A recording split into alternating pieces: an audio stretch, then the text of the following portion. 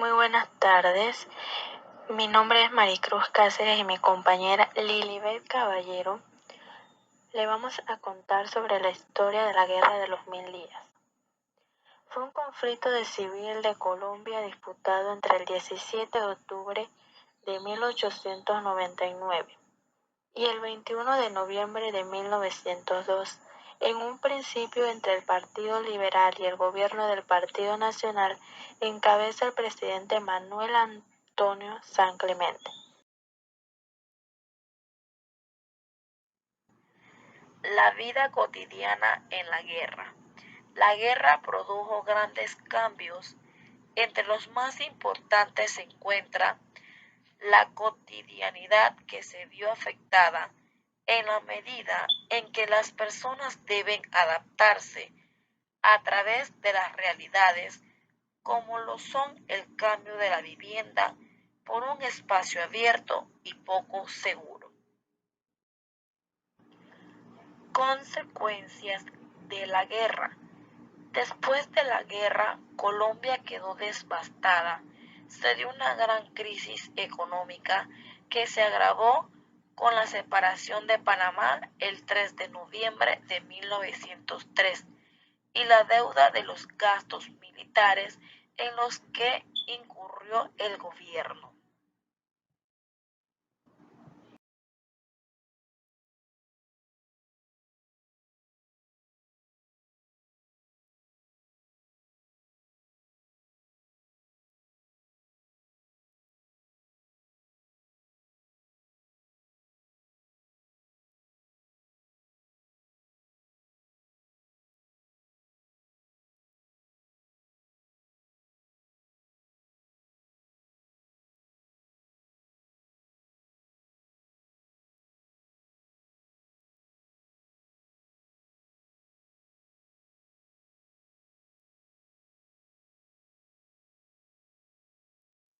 El 31 de julio de 1900 por José Manuel Marroquín Ricaurte, representante del Partido Conservador, en alianza con el liberal Aquileo Parra. A partir de entonces y a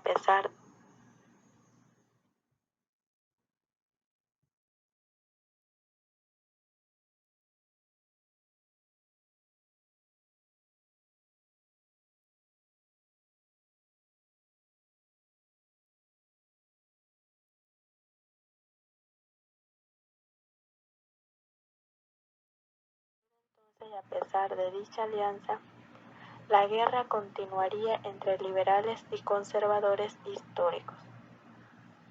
Esta guerra se caracterizó por un enfrentamiento irregular entre el ejército gubernamental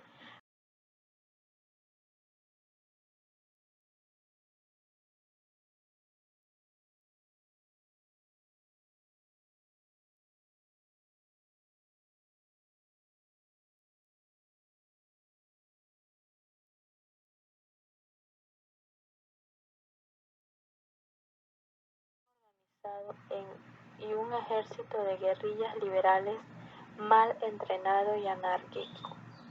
Durante el siglo XIX se vivió un clima de exclusión política que desencadenó 9 guerras de carácter nacional.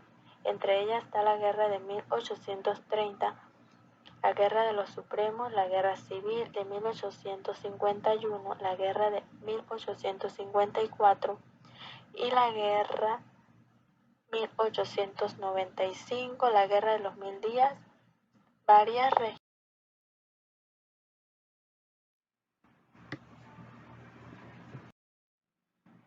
causas. Las elecciones presidenciales de 1898 se realizaron después de una campaña agitada por vientos de guerra.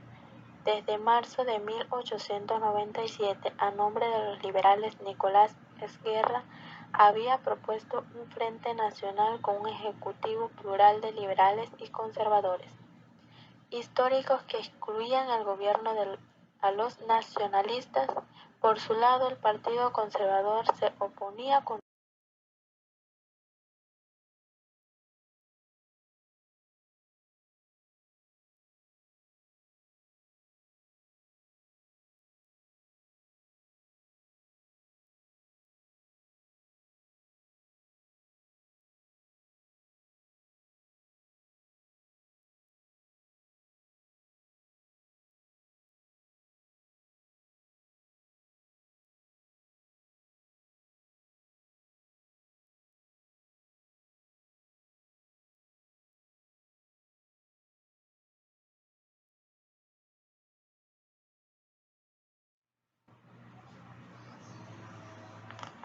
La guerra. Durante la primera fase del conflicto, ambos bandos combatieron con ejércitos en grandes batallas campales. Los generales caballeros por el tratado respetuoso que daban los vencedores a los vencidos. Inicialmente esto se debía a la desconfianza de los altos mandos liberales.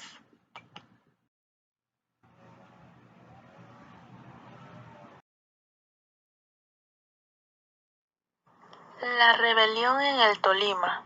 El departamento del Tolima era el lugar de operaciones de los guerrilleros Ramón el Negro Marín, oriundo de Marmato, y Tulio Barón. Las fuerzas de ambos asaltaron en enero de 1900 a la población de Honda, en donde se apoderaron de las municiones y rifles almacenados en el cuartel, e igualmente secuestraron al embajador español Manuel Guirrión, el cual fue dejado en libertad después del pago de 100 pesos de oro.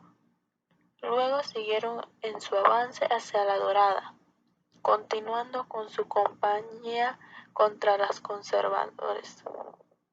En noviembre de dicho año, fuerzas guerrilleras conjuntas de Marín, Barón, Aristóbulo Ibáñez, Juan Magister y Avelino Rosas atacaron en Girardot a las fuerzas del gobierno al mando de Nicolás. Perdonó con el fin de apoderarse de pertrechos y armas provenientes de Europa, pero después de un día de combate fueron rechazados.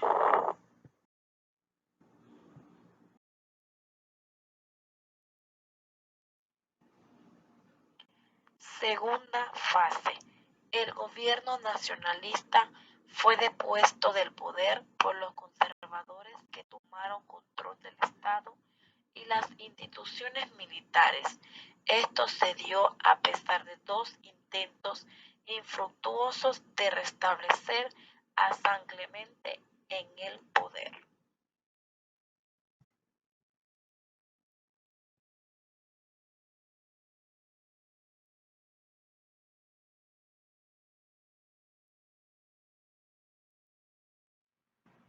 Batalla de Palo Negro. En febrero de 1900 los liberales quedaron aislados en Santander y con ínfimas posibilidades de victoria, además de los recursos humanos de dicho departamento se agotaban, mientras que las filas del ejército reemplazaron las bajas y permanecieron intactas a pesar del entusiasmo de sus voluntarios. Los alzados se quedaban sin suministros dependiendo de lo que podían quitarles a sus enemigos. La tercera rebelión en Panamá. Tras la capitulación de los liberales en Colón, 28 de noviembre de 1901, las hostilidades en la región entraron en una relativa pausa.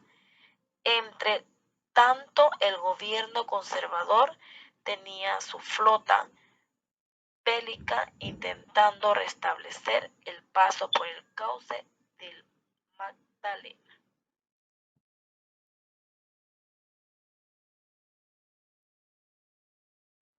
Final de la guerra. Los sucesos del Istmo hicieron imperiosa la necesidad de bloquear la ruta de Magdalena para impedir el paso de refuerzos del gobierno central hacia dicha región.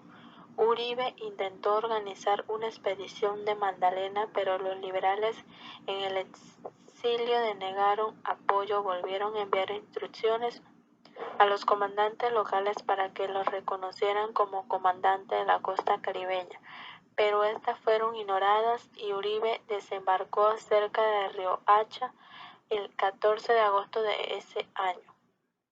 Uribe empezó a negociar la paz, pero sabiendo que su reputación como líder de los liberales estaba en juego, ya que había prometido bloquear la ruta de Magdalena, decidió lanzar una última ofensiva en lugar de atacar a Barranquilla, objetivo imposible para sus fuerzas. Bloquear la ruta del Magdalena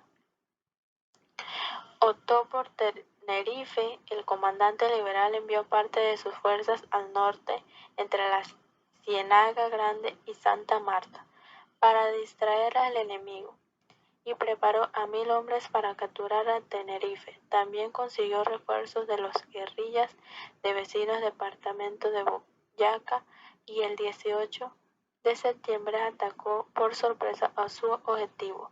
Con el apoyo de algunos navios y 2 cañones, derrotó la pequeña guarnición local, pudiendo así bloquear el cauce de Magdalena. Sin embargo, Uribe se enteró de que el gobierno envió tropas a recuperar la ciudad y decidió evacuar el 2 de octubre, pero el bloqueo de las 2 semanas de dicha ruta les permitió a los rebeldes en el istmo, gracias a los largos del viaje y a la lenta burocracia, un tiempo de 2 meses antes de que llegaran los refuerzos, lanzó que los liberales sabrían aprovechar.